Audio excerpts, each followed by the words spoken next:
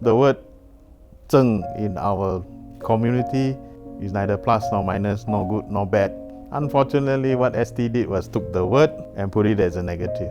It's what people do. Yes, there are some dumb people who do dumb things, and then the rest of us get shoved into that same category with them.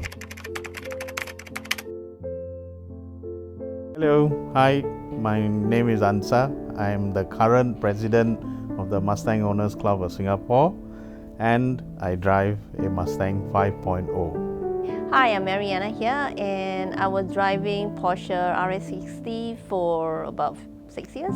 Hi, I'm Arthur. I have a collection of cars. I have a 992 Targa, I have a flat nose, and some daily cars. Hi, I'm Dominic. I've been driving Porsches for the last 5 years, and we are from Fans of Porsche. Besides having a Fans of Porsche, we have also another group, and we call ourselves Friends of Classic. Hi everyone, I'm Glenn and I drive a 91 Toyota Starlet EP80. Hi everyone, my name is Wiser and I'm also doing videography and photography freelance, and I drive a Honda Civic EG9, and together we are from Emotive Media. Hi, my name is Irfan and I'm a car spotter in Singapore. Yeah, hi, my name is Riyaz. I'm also a student and I'm also a car spotter. For me specifically, it's about the passion for the specific model. And what I drive has been a lifelong passion. And making new people and having contacts. I would love to see how the car actually functions, like the history of the car itself also. It's not so much about speeding and reckless driving on the roads, cutting lanes. I mean, the moment you start liking or admiring cars, you're already pretty much an enthusiast already. When my father brought home a VHS tape of the Bullet movie, that chase scene through San Francisco between the Bullet Mustang and the Charger has been with me my entire life. It feels like I have to do it because that's what I like, it's my passion. And it actually helps to motivate me to do better things, to work harder so that I can pay for my car, my installment, petrol, modify the car. Why I still continue to pursue it is because I don't have a choice. I just like cars that much. I am not a businessman, I am not a son of a rich man. I am an everyday person who has put effort into achieving a dream. That dream happens to be a physical object with 4 wheels. Have you ever drive and then you really smile when you're driving? Yeah, that is the feeling that we have when we go for drives overseas. Because my wife is always beside me. She said, "Why are you smiling?" I mean, I don't have the mindset of driving the car, it's just to show off. It's just for myself, for the dream that we have. If there's a rare car somewhere, I will just go. I just like to take pictures of cars. The furthest I actually went was, I went all the way to Changi just to see an Agera S. The furthest I went to was camping at the Linky showroom or the Ventador, I think Pirelli edition to come up. Because it's so rare that, if you spot it, it's quite a gem. Being an owner of a flashy car, people tend to make judgments. We are very, very aware that we are magnets for these type of negative comments. There's definitely a negative stigma in the community. Doesn't mean those black sheep who condone to such reckless driving also relates to us. Normal people who drive normal car or rental cars or any services like Blue SG, they also can drive like that, but it's whether they want to or not.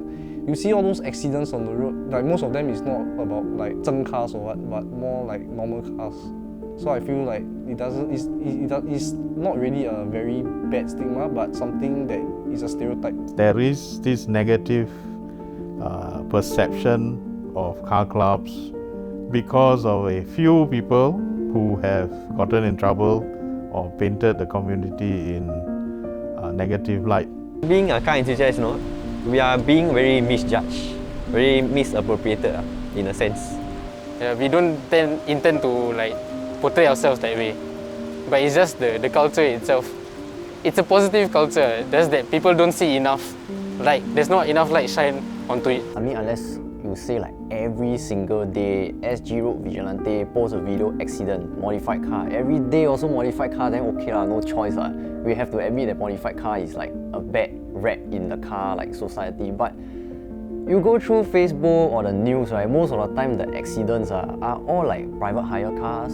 When I drive my wife's car, it's an everyday car, mass market Japanese car. Nobody will comment if I were to just change lane out without showing indicator or just rushed into a gap. Nah. Well, the Mustang were to do that, well, the likelihood that immediately somebody will just hop on it and say that, see lah, this type of driver can afford the car but got no brains to drive properly. It's basically how you drive the car and how you portray yourself to the car. It's not about driving the fastest car, the fastest speed. It's enjoying your car. Social media itself is a double-edged sword. ECP, the McLaren spinning off, straight away they assume that the person was speeding. Based on what knowledge can you make that call? That person spun off because they were speeding? You can spin in a multi-story car park going up the ramp because the floor somebody had soap and water. Let me give you an example. Are all cars built 100% perfect, 100% safe? No, they're built by a manufacturer who wants to make the most amount of money by spending the least amount of money. So many parts in a car are actually substandard. For my car, it's 30 years old and it doesn't have any airbags whatsoever. So I do some of these modifications to actually help strengthen the chassis and give myself a better drive, such as like strut bars, under braces. Yeah, these kind of things to actually make my car feel more stable on the road. So it's not always just about going fast. Yeah, we modify certain things that also helps to eliminate these like very common wear and tear problems like clutch pumps. We upgrade them to aftermarket ones so they don't like break down so easily. The car I drive is not meant for tropical countries. It overheats at a scary pace. And the only solution is to zeng my radiator. It's not illegal, but I spend money on it, improve the cooling, change the thermostat. I don't go to a workshop that has to take out license plate to improve my radiator, but I know my engine will last a full 10 years. It runs cool. And unfortunately, this LTA always says that the cars become unsafe. No. Some of the modifications we do make them safer, make them better, improve it. The word zeng in our community is neither plus nor minus, nor good nor bad. Unfortunately, what ST did was took the word and put it as a negative. It's just there. It's what people do. So modifying a car doesn't mean that you're trying to make it unsafe. The only way that we can, as a community, get around that is to actually be aware that we have more eyes on us.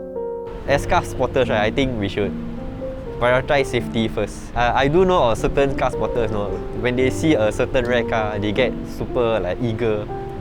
Even though you have super strong passion for cars, you don't necessarily need to chase after the car, on the road, cross over without looking at traffic, just to take a picture or take a video of the car. We can't stop this social stigma overnight, honestly. It's been here for like maybe 10, 20 years or even way before I was born. Actions matter more than words. So what we do on the road immediately reflects on how we are. So the only way we can improve this is to go an extra mile to be more courteous on the roads. Be mindful of where you're driving and the drivers around you, especially to our biker friends. Yeah, they are very small on the road, so some of you might not see them in your blind spot. We, as the current president, we have kicked people out. It's unfortunate. Personally, I don't have anything against the person, but then they put the club in bad light. So 3 of us brainstormed together and we thought of doing this Porsche event, bringing the old folks on a drive. We make use of these events to actually bond with people.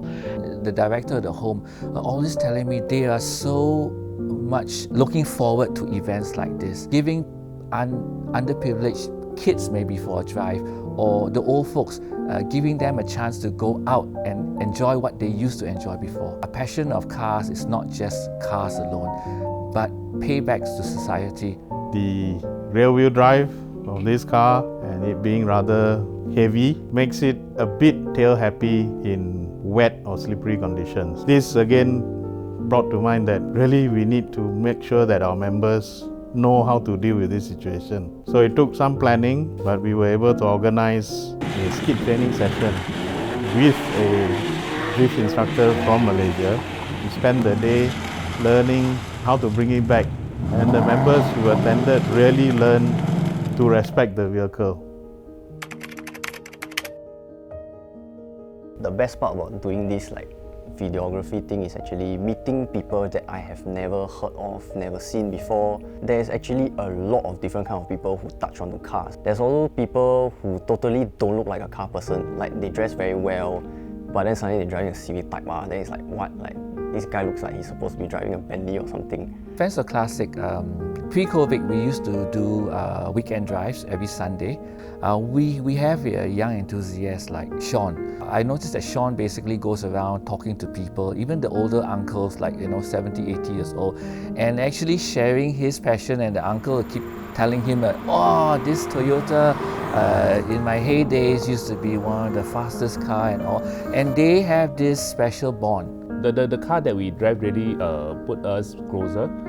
For example, I know Dominic and Mariana through cars. Without cars, I may not know them at all. Yeah, that's right. Yes, our friendships built from the drivings, from the cars, and we become very close. Very often we have meetups before COVID. We would have somebody say that, hey, I'm not driving today. I'm coming from this place, I'm coming from here. It's not the car, bro. It's the people. You come down, can already. They're just normal people, everyday people. You have car clubs that are for brands that you wouldn't think that they would have a club. Being a club where we are more of friends, share experiences, and this is the true face of the car community. This is where this community is a lot of good people, a lot of people who are willing to help out, are more of a group of people rather than a group of cars. Car club is not a club where the cars talk to each other, people talk to each other. Thank you for watching this special episode of ZHNGTV. We'd like to thank everyone who joined us in this video. Don't remember to like, comment and subscribe to our channel and check out our other videos. We'll see you soon.